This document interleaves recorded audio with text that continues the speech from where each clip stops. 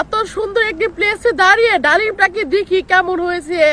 আর তার সাথে সামনে কিন্তু খুবই সুন্দর এন্ড সো বিউটিফুল একটি নদী রয়েছে।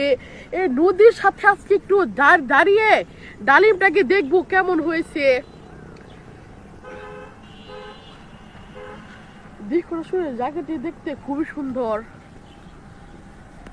পরন্ত বিকেল বেলা এই জায়গাটাকে দেখতেও ভালোই লাগে।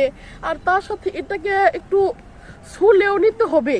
আর তার সাথে আরেকটা জিনিসও দেখবো, এই নদীর সামনে দাঁড়িয়ে এই ডালিমটাকে খেতে কেমন লাগে, সে আগের বাসার টেস্টের মতোই নাকি টেস্টেরও কোনো পরিবর্তন আছে সেটা আজকে একটু দেখবো।